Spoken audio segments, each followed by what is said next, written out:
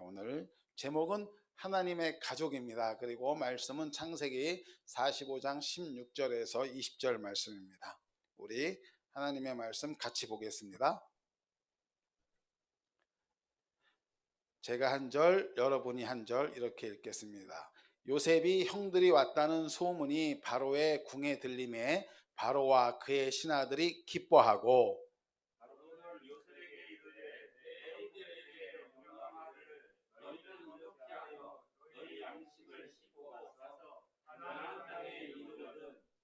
너희 아버지와 너희 가족을 이끌고 내게로 오라. 내가 너희에게 애굽의 좋은 땅을 주리니 너희가 나라에 기름진 것을 먹으리라.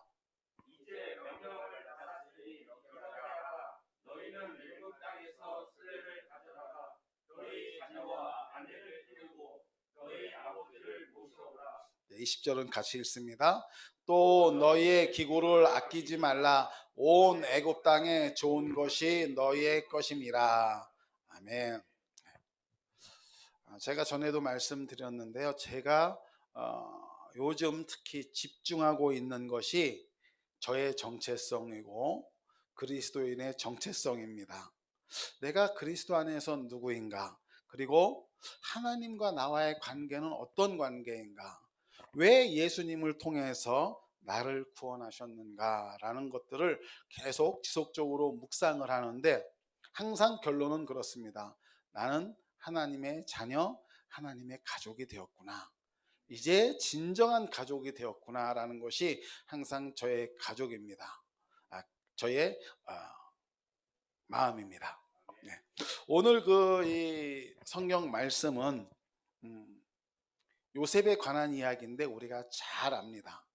요셉의 이야기가 우리의 삶에서 어떠한 실제가 되었는지를 오늘 말씀하고 있습니다. 요셉은 우리가 잘 아는 것처럼 야곱의 12아들들 중에 11번째입니다. 이 요셉에 대한 이야기는 창세기 39장부터 나오기 시작을 하는데 창세기가 50장까지 있죠. 50장 49장까지 나옵니다. 요셉의 이야기도 야곱의 이야기 못지않게 굉장히 깁니다. 거기에서 하나님, 우리가 저 고백기도집 보면은 형통에 관해서 그러한 말이 나옵니다. 창세기 39장 2절에 보면 하나님이 요셉과 함께 하심으로 그가 형통한 자가 되어라는 말씀이 있습니다. 그만큼 요셉은 아브라함 못지않게 야곱 못지않게 하나님께서 명확하게 함께하는 산 증인 중에 한 사람입니다. 그 요셉이 굉장히 어려움에 처하게 됩니다. 요셉은 11번째 아들이면서 야곱의 극진한 사랑을 받았습니다. 그런 사랑받는 것이 오히려 그 형제들에게는 미움받는 일이 되어서, 특별히 또 우리가 잘 아는 것처럼 요셉의 꿈 이야기는 유명하지 않습니까? 예, 별과 달과 해와 달과 11별이 자기에게 절하는 모습의 꿈을 꾼 것을 이야기합니다. 그때 형들이 얘기하죠. 그러면 어머니와 아버지가 너한테, 그리고 우리 형들이 너한테 뭐를 조아린다는 거야? 굉장히 누가 들어도 같은 가족인데도 불구하고 굉장히 괘씸한 내용의 이야기를 요셉이 합니다. 그런데 그것뿐이 아니라 또 형들이 지은 농사의 볕단들이 내 볕단에게 와서 쭉 인사를 하는 꿈을 꿨어요. 이러한 소리를 하니 형들로부터 귀여움을 받을 리가 없습니다. 거다가 또 하나, 그 당시에는 옷이 굉장히 귀한 시절이고 옷 짜는 것도 지금처럼 아주 이쁘고 여러 가지 디자인이 나오는 시대가 아니었기 때문에 굉장히 귀했습니다. 거기에 또 채색 옷이라 하면 더더욱 귀한 옷이었는데 그 옷을 요셉에게는 입혔다는 사실입니다.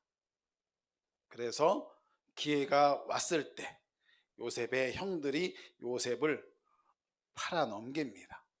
그래서 팔린 요셉이 도착한 곳은 애굽이었고, 애굽의 군대 장관, 왕의 바로의 호위 대장 집에 팔려왔고, 거기에서 이제 생활을 하게 되는데, 거기에서 하나님께서 함께 하신다는 놀라운 기록이 있습니다. 그것이 이제 조금 전에 말씀드렸던 39장 2절인데요. 하나님이 요셉과 함께 하심으로 그는 형통한 자가 되었다고 합니다. 그래서 저는 왜 요셉에게 특별한 하나님의 은혜가 있었을까? 그런데 성경을 쭉 읽어 나가면 그 이유를 우리가 명확하게 알고 있습니다.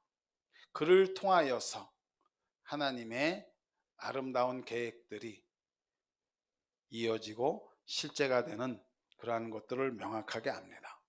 그리고 요셉을 통해서 이스라엘 백성을 구원하는 하나님의 마음이 느껴졌습니다. 이스라엘 민족이 구원되었을 뿐만 아니라 그 결과로는 예수 그리스도를 통해서 우리에게까지 명확하게 하나님의 마음이 전달되었고 구원이 이루어졌다는 사실입니다. 우리 그리스도인들이 하나님을 부르는 명칭이 있습니다. 그리스도인들은 일반적으로 대부분 하나님을 아버지라고 부릅니다. 세상 사람들은 이걸 이해하지 못합니다. 아버지 그러면 육신적인 관계, 혈통적인 관계, 이러한 관계에서 나를 낳아주신 분, 내 근원, 이것이 아버지인데, 그리스도인들은 한 번도 본 적도 없고 만난 적도 없고 그러한 분을 아버지라고 부릅니다. 왜 그럴까요? 왜 그리스도인들은 우리랑 이렇게 다를까?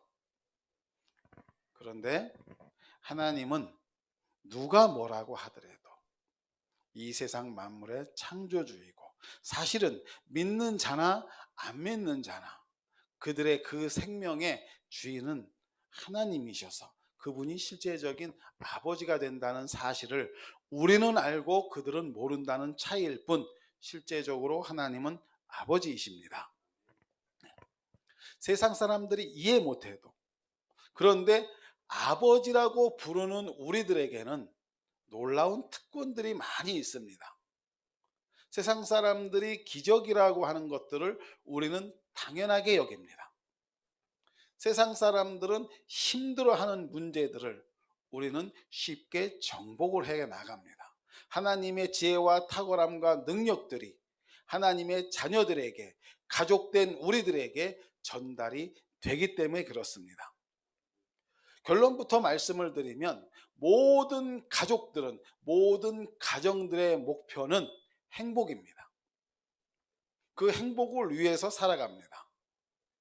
그들이 건강해야 되는 이유도 행복을 위한 것이고, 그들이 재정적으로 풍부하게 살아야 되는 이유도 가정의 행복 때문에 재정을 요청을 하고 요구를 하고 그것을 위해 고군분투합니다. 그리고 모든 사람들과의 평화적인 관계나 모든 교제를 아름답게 해나가는 이유도 바로 가정의 행복 때문에 그렇습니다. 모든 가정과 가족의 목표는 행복입니다. 그것이 믿는 자나 안 믿는 자나 동일합니다. 그런데 믿는 자들이 이런 소리를 가끔 합니다. 나는 하나님을 아버지로 모시고 사는데도 불구하고 이 땅에서는 잘 안 풀리는 것 같아요. 나는 죽어서 그냥 천국 가는 그것이 그냥 최종 목표인 것 같아요. 아니요. 하나님을 알아가면 알아갈수록, 하나님 아버지의 뜻을 알면 알수록 더욱더 명확해지는 것은, 하나님께서 우리를 가족 삼으시고 그 가족의 모든 행복들은 이 땅에서도 이루어지도록 예비하셨다는 사실입니다. 그것을 아는 자들은 취하게 되고 모르는 자들은 누리지 못하는 그러한 차이가 있을 뿐입니다. 우리는 예수 그리스도를 믿고 거듭나는 순간에 하나님의 가족이 되었습니다. 하나님의 분명한 가족이 되었습니다. 그것을 우리는 법적인 면과 실제적인 면으로 나눌 수 있는데, 법적인 면에서 하나님의 자녀가 되기 위한 전제 조건이 있습니다. 어떤 조건이냐면요, 하나님이 의로운 분이시라 하나님의 가족이 되기 위해서는 우리도 의로워야 됩니다. 그런데 우리는 우리의 힘으로, 우리의 스스로의 능력으로 의로움을 성취할 수 없는 존재입니다. 그래서 로마서 3장 24절은 이렇게 말씀하고 있습니다. 그리스도 예수 안에 있는 속량으로 말미암아 하나님의 은혜로 값없이 의롭다 하심을 얻은 자, 하나님께서 우리를 가족으로 삼으시기 위해서 하나님이 예수 그리스도를 이 땅에 보내셨고, 예수 그리스도가 우리의 모든 죄값을 속량하심으로 말미암아 우리는 우리의 힘으로 하나님의 가족이 된 것이 아닙니다. 하나님께서 하나님의 은혜로 값없이 의롭게 하셨고, 이 법적인 면에서의 하나님 가족이 되게 한 모든 조건들을 하나님께서 완벽하게 이루어 주셨습니다. 우리 로마서 4장 25절에서 5장 1절 말씀도 다시 한번 보겠습니다. 예수는 우리가 범죄한 것 때문에 내줌이 되고 또한 우리를 의롭다 하시기 위하여 살아나셨느니라. 네, 맞습니다. 주님이 오신 이유가 우리를 의롭다 하기 위해서 오셨고, 그것을 완전하게 이루심으로 말미암아 하나님의 가족이 되는 법적인 면을 완벽하게 이루셨다는 겁니다. 우리 로마서 5장 1절도 계속 봅니다. 그러므로 우리가 믿음으로 의롭다 하심을 받았으니 우리 주 예수 그리스도로 말미암아 하나님과 화평을 누리자. 가족이 누릴 수 있는 특권 중에 하나가 가족끼리의 화평입니다.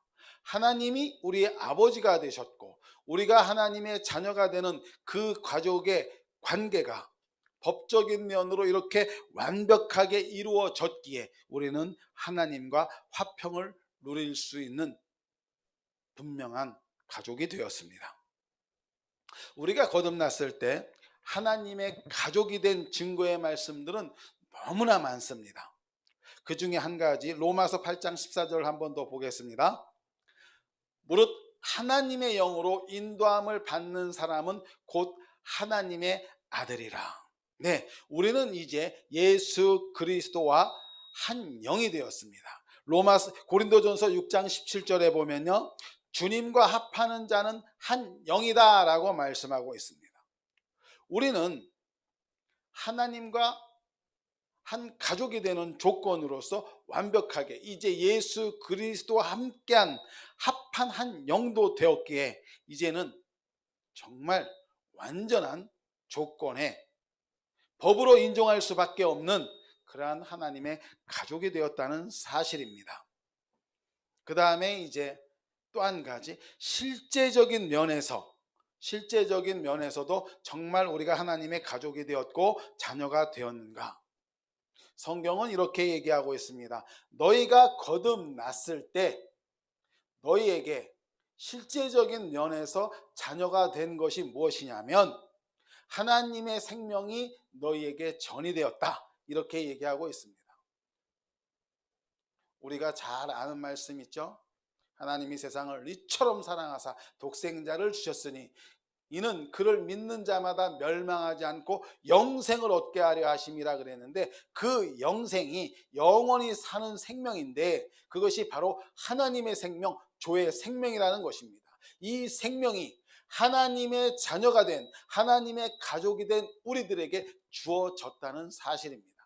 그래서 우리도 하나님과 같은 생명을 가지고 이 땅에서 살아가는 존재가 되었다는 겁니다. 우리 갈라디아서 4장 6절 7절 말씀 한번 보시겠습니다. 네, 갈라디아서 4장 6절에서 7절 말씀입니다.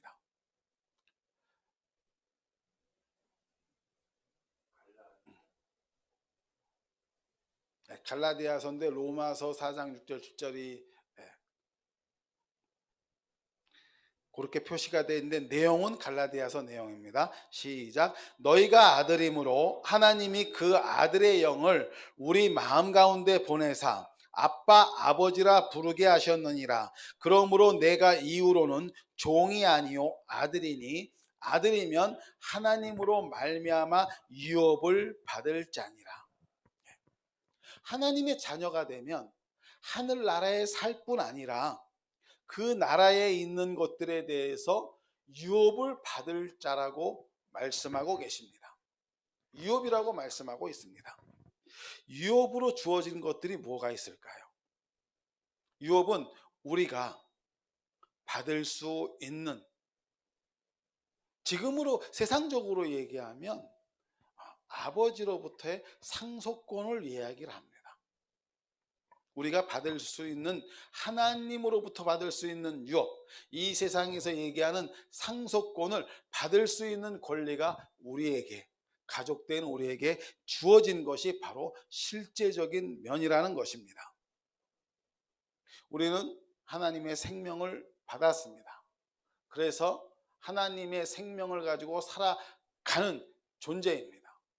하나님의 생명에는 연약함이 없습니다. 질병이 없습니다. 하나님의 신성한 건강이 우리의 것입니다. 하나님의 유업 중에 하나가 신성한 건강이고, 이 땅에서 살아나가면서 부족함이 없는, 오늘 말씀의 실제에서도 빈곤의 의식은 하나님 왕국에 없습니다. 가난의 의식은 하나님 나라에 없습니다. 우리가 가지고 있는 것은 부요의 의식, 형통의 의식이고, 그러한 것들이 실제라는 것이 바로 우리에게 주신 말씀입니다.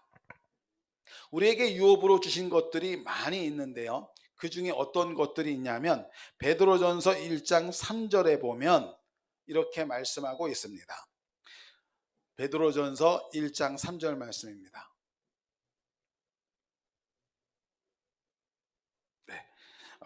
베드로전서 1장 3절에 뭐라고 되어 있냐면 그의 신기한 능력으로 생명과 경건에 속한 모든 것을 우리에게 주셨다고 말씀하고 있습니다. 이것이 우리가 유업으로 받은 겁니다. 하나님의 신기한 능력으로 생명과 경건에 속한 것. 생명은 우리 사람들이 추구하는 최고의 존엄의 가치입니다. 모두가 행복하고 건강하게 살기를 원합니다. 살아가기를 원합니다.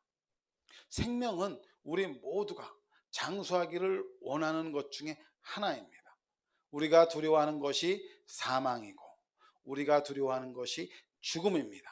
그런데 그와 반대되는 가장 존귀한 생명이 바로 우리가 받을 수 있는 유업이라고 말씀하고 있는 것입니다. 에베소서 1장 3절에 보면 찬송하리로다 하나님 곧 우리 주 예수 그리스도의 아버지께서 그리스도 안에서 하늘에 속한 모든 신령한 복을 우리에게 주셨다고 말씀하고 있습니다. 하늘에 속한 모든 신령한 복을 우리에게 주셨다고, 그것이 바로 하나님의 자녀된 우리에게 주시는 유업이라고 말씀하고 있는 것입니다. 그러면 우리는 하늘의 신령한 복이 어디에서 필요하겠습니까? 바로 이 땅에서 필요합니다. 우리는 말씀에 있는 것들이 우리의 삶에서 실제가 되게 하는 방법들을 잘 알고 있습니다. 우리가 믿음으로 그 말씀을 취하고 그리고 믿음으로 선포할 때 그것들은 나타나게 되어 있습니다. 그것이 세상에서는 상대성 이론이니 우리가 생각하고 말하는 것들이 또 보이지 않는 것들이 실제한다라고 하는 과학적인 증거의 증명이 아니더라도 우리는 말씀에서 그렇게 이야기하고 있고 말씀은 하나님의 실제이기 때문에 그것은 우리에게 당연한 사실들입니다. 하늘에 있는 신령한 모든 것들은 이미 우리에게 유업으로 주어졌습니다. 우리는 그것을 누릴 수 있는 권리가 있는 자들입니다. 그러면 우리는 누려야 됩니다. 그 다음에 하나님의 가족이 되는 데에는 두 번째로 하나님 가족은 가족의 역할이 있습니다. 일반적으로 우리 가정에서도 아버지나 어머니는 그 가족이 필요한 모든 것들을 공급하십니다. 그리고 그 자녀들은 그것을 누립니다. 즉 아버지는 공급하시고 자녀들은 그것들을 누리는 것이 바로 가족관계에 우리가 보이지 않는 역할들 중에 하나입니다. 그러면 하나님은 이미 모든 것을 완벽하게 예수 그리스도를 통하여서 다 이루셨고 다 공급하셨습니다. 그러면 우리의 입장, 자녀의 입장에서는 어떤 것이 우리의 역할일까요? 그것은 하나님이 공급하신 것을 그냥 잘 받고 누리는 것이 우리의 역할입니다. 그렇지 않습니까? 아버지는 아버지의 역할을 다 하셨어요. 그러면 우리는 우리의 역할을 해야 되는데 어떻게 우리의 역할이 필요하지? 그게 너무나 쉽습니다. 그냥 공급해 주신 것을 아버지께서 우리는 누리라고, 잘 먹고 잘 소화하고 잘 건강하게 성장하는 것이 바로 우리의 역할입니다. 그래서 우리는 말씀을 먹어야 되고 말씀을 먹은 것만큼 삶에서 나타내는 것, 이것이 우리의 역할입니다. 그 다음에 두 번째 자녀의 역할이 있다 그러면 아버지의 뜻을 따르는 것입니다. 아버지의 뜻은 무엇일까요? 디모데전서 2장 4절에 보면 이렇게 말씀하고 있습니다. 하나님은 모든 사람이 구원을 받으며 진리를 아는 데 이르기를 원하시느니라. 아버지의 뜻은, 하나님 아버지의 뜻은 모든 사람이 구원을 받으며 진리를 아는 것이라고 말씀하고 있습니다. 우리만 하나님의 가족이 되어서 우리끼리 잘 살고 우리 가족끼리만 잘 먹고 행복하고 재밌게 사는 것이 아니라 하나님 아버지의 뜻은 모든 사람들이라고 얘기를 하고 있습니다. 하나님께서 우리를 자녀 삼으신 것은 하나님의 사랑과 은혜와 공평과 그 풍성한 유업들이 우리뿐이 아니라 다른 사람들에게도 흘러가기를 원하신다는 것입니다. 즉 바꿔서 얘기하면 우리가 우리 교회 사명 선언문에 있는 것처럼 우리가 복음을 전하는 것이 바로 우리의 역할이라고 말씀하고 있는 것입니다. 우리가 하나님을 기쁘게 해드리는 것, 우리가 하나님의 뜻에, 아버지의 뜻에 맞게 우리의 역할을 감당하는 것은 바로 복음을 전하는 것입니다. 로마서 10장 14절에 하반절에 보면 이러한 말씀이 있습니다. 복음을 전하기 위해서는 전파하는 자가 없이 어찌 들으리요? 네, 전파하라는 겁니다. 때를 얻든지 못 얻든지 말을, 주님이 어떤 분이고 하나님을 아버지로 모시게 되면 이러한 행복이 있고 이러한 기쁨이 있고 이러한 유업이 있다는 것을 전해야 한다는 것입니다. 로마서 10장 15절에 보면 이렇게 또 표현되고 있습니다. 아름답도다. 좋은 소식을 전하는 자들의 발이요. 좋은 소식이 하나님의 가족이 되면 이런 유업을 누릴 수가 있습니다. 이것이 아름다운 소식이 아니겠습니까? 네. 그래서 그 일들을 하기 위해서 우리는 복음을 전해야 되는데 복음을 전하게 되면 듣는 자들에게 오는 능력이 로마서 10장 17절에 이렇게 표현이 됩니다. 그러므로 믿음은 들음에서 나며 들음은 그리스도의 말씀으로 말미암았느니라. 우리가 전하는 그 복음의 유익에, 선포에, 이것에는 믿음이 실려져 있고 그것을 듣는 자들은 그 믿음을 취하게 되고 성령님이 역사하신다는 그러한 의미입니다. 네. 하나님의 사랑을 받는 자들이 사랑할 줄 압니다.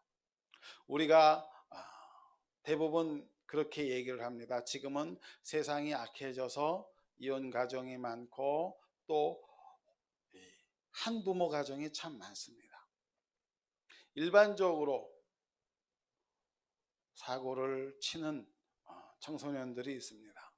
그들의 많은 이유 중에 원인 중에 하나가 부모로부터 온전한 아버지로부터 어머니로부터 온전한 사랑을 못 받은 자녀들이 그렇게 문제아가 되는 경우가 많다고 연구 결과가 발표된 적이 있습니다. 아버지의 사랑을 많이 받으면 그러면 그 자녀는 그 사랑을 먹고 자란 것만큼 다른 사람들을 사랑할 수 있게 된다는 것이 또한 실제이기도 합니다. 저는 나이를 먹어갈수록 저희 육신의 아버지가 더 많이 생각이 납니다. 저는 아버지의 임종을 지켜보지 못했습니다. 제가 이 땅에 있을 때, 살면서 아버지 살아계실 때 아버지의 사랑을 참 많이 먹은 사람입니다. 많이 받은 사람입니다. 그런데도 불구하고 그때는 제 자아가 너무 강했고 제 욕심이 너무 강해서, 그리고 저는 아버지의 뜻대로 사랑받은 자녀만큼 살아내질 못했습니다. 그래서 아버지의 임종도 못 보고 아버지 살아계실 때에도 참 불효를 많이 했는데요. 그런 저의 모습을 아버님은 살아계실 때에도 지켜보시면서 아무 말씀이 없으셨어요. 저희 아버님이 LA에서 돌아가셨는데요. 저는 그때 한국에 있었습니다. 가장 사고를 많이 치고 있을 때였습니다. 가장 힘들 때였습니다. 그러니 아버님은 돌아가시기 직전에, 저희 아버님이 간암으로 돌아가셨는데요. 돌아가시기 직전에 그런 말씀을 하셨다 그래요. 저는 뭐 임종을 못 지켜봤으니까 그 유언을 듣지 못했죠. 근데 어머니에게 제가 장남인데 큰 아들에 대해서, 큰 애에 대해서 염려하지 말라고. 오히려 돌아가시기 직전에 저희 아버님이 저희 어머니를 위로하셨다 그럽니다. 큰 애에 대해서 걱정하지 말라고. 큰 애는 꼭 하나님 품으로 돌아올 것이라고 그렇게 말씀하시고 유언하시고 돌아가셨다고 하더라고요. 제가 결국 돌아와서 이 자리에 서 있습니다. 그 이유는 물론 하나님의 은혜이면서 또 한편으로는 아버지의 사랑을 먹고 자랐던 것이 이제 열매를 맺고 실제가 되고 있기 때문입니다. 저희 아버님은 하나님으로부터 많은 사랑을 받았다고 항상 고백해 오시던 분이었습니다. 그 아버님이 탕자 같은 저를 한 번도 나무라거나 혼내지 않으시고 묵묵히 탕자의 아버지처럼 아들이 돌아오기를 기다렸고, 그리고 저에 대해서는 정말 끊임없이 사랑을 해 주셨기에 그 사랑을 제가 먹고 결국에는 그 사랑의 힘으로 하나님의 가족이 되는데 주저함없이 이제는 합류하게 되었다는 사실입니다. 그렇습니다. 사랑은 흐르게 되어 있습니다. 아버지의 사랑은 자녀에게 가고 그 자녀의 사랑은 또 그 자녀에게, 그리고 이웃에게 흘러갑니다. 그 다음에 이 하나님의 가족들은요, 그리고 일반 가족들도 사랑으로 이끌고 세울 때 완전해집니다. 하나님의 사랑을 인식하고 우리가 살아갈 때 그 가정에는 행복할 수밖에 없습니다. 기쁨이 넘칠 수밖에 없습니다. 그래서 우리는 먼저 된 자로서 나중된 자들을 말씀대로 이끌고 세워줘야 됩니다. 그러기 위해서는 우리가 먼저 성장해야 되는 거죠. 같은 어린아이끼리는 도울 수가 없습니다. 먼저 성장을 해야지만 이끌고 도울 수가 있습니다. 요셉의 이야기를 잘 읽어보면요, 요셉이 국무총리가 되었을 때 정말 그는 막강한 권력의 위치에 있었습니다. 우리가 요셉의 고통을 한번 생각해 볼 필요가 있습니다. 요셉이 팔려갈 때 나이가 17살이었습니다. 아직 성인도 되기 전에 그는 형들에게 팔려갔습니다. 팔려가기 전에 웅덩이에 빠져서 나오지도 못하고 대기 상태에 있었는데, 성경은 뭐라고 얘기하냐면 그때 요셉이 울부짖으며 괴로워했다고 얘기했습니다. 형들, 나 좀 살려주세요. 웅덩이에서 꺼내주세요. 아니, 꿈 얘기한 게 뭐가 그렇게 대수라고. 그리고 옷 하나 좀 좋은 거 입은 게 무슨 그렇게 죽을 잘못이라고. 형들은 그를 죽인 거와 다른 진배 없이 처음에는 죽이기로 아예 작정을 했었습니다. 그것을 요셉은 알았죠. 그리고 그 웅덩이에 빠뜨렸을 때에도 나는 여기서 이제 죽었구나. 그래서 그는 울부짖었습니다. 그 어린 심령에 얼마나 큰 상처가 됐겠습니까? 그런데 그는 팔려갔습니다. 팔려가서 그가 당한 고통은 성경에 명확하게 나타나 있지는 않습니다. 그런데 이민 생활이나 외국 생활을 해보신 분들은 압니다. 외국에서는요, 말이 안 통하면 그게 지옥 생활입니다. 그게 지옥이에요. 그런데 요셉은 노예로 팔려갔어요. 노예로 팔려간 데다가 말도 안 통합니다. 노예는 그 당시에 사고 파는 물건이고요, 어떤 사고로 주인이 실수로 죽여도 아무런 주인에게는 책임이 전가되지 않습니다. 그런 상태에서 주인 말고 뭐 그 하인들 중에서도 또 높은 사람이 있었겠죠. 그가 요셉에게 예를 들어서 저기 가서 물 떠와라 그랬는데 말을 못 알아듣고 가만히 서 있다고 생각해 보십시오. 지금 저 사람이 나한테 뭐라고 했는데, 명령을 했는데 그 말을 못 알아듣고 가만히 있으면 그 당시에 날라오는 건 주먹밖에 없습니다. 채찍밖에 없습니다. 말을 못 알아들으니까 물 떠와라, 저거 해라, 저거 해라. 그 결과는 그냥 혹독한 매질이나 욕설밖에 없었겠죠.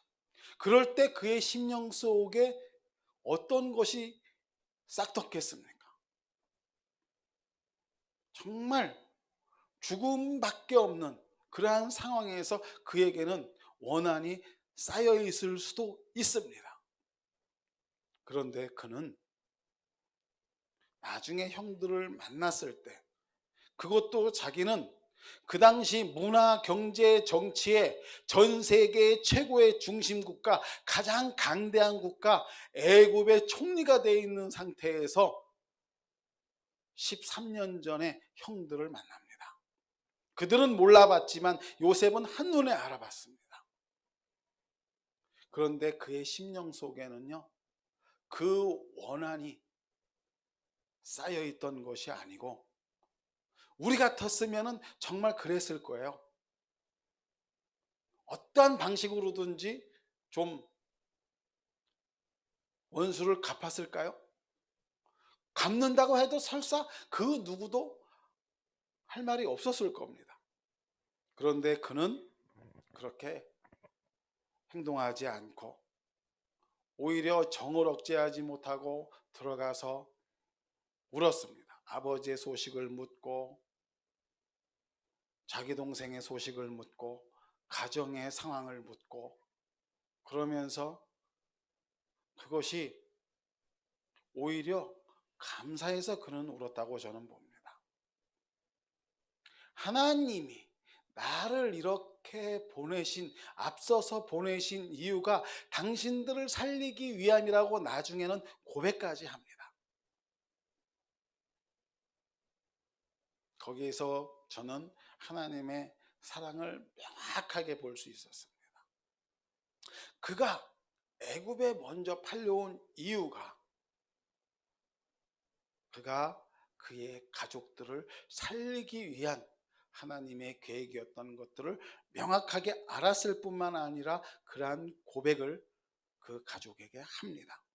네, 이 요셉처럼 원수를 갚을 수 있는 위치가 되었음에도 불구하고 정말 많은 상처를 꺼내서 마음껏 휘두르고 싶은 그러한 상황이었음에도 불구하고 아니요, 그는 하나님의 인도하심과 보호하심과 사랑을 애굽에서도 충분히 먹고 마시고 누리면서 그 사랑을 그대로 형들에게 흘려보내는 위치가 되었고, 그들을 이끌어주고 세우는 그러한 일들을 감당했습니다. 먹을 것이 없는 세계는요, 가장 포악하다고 얘기를 합니다. 우리가 잘 아는 역대하 6장, 열왕기하 6장에 보면 그 얘기가 나오죠. 아람 군대가 사마리아 성을 포위했을 때 그 성 안에 먹을 것이 없어가지고 오늘은 네 자녀를 잡아먹자, 오늘은 내 자녀를 잡아먹자.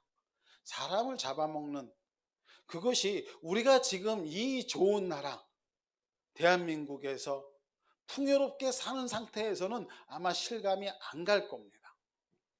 그러나 그러한 현장이 있는 곳, 정말 굶주림 있는 현장에 아프리카를 간다든지 그러한 상태에 있는 곳을 가서 보게 되면요, 사람들의 생각이 180도 바뀐다 그럽니다.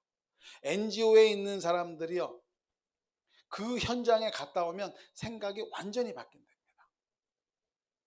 왜 지금 우리가 북한 선교 말로 또 물론 재정적으로 돕는 선교를 하고 있습니다. 그런데 북한 선교를 직접 다녀오신 분들은요, 그들은 목숨을 걸고 합니다. 왜냐하면 그들의 삶의 처참함을 봤기 때문입니다.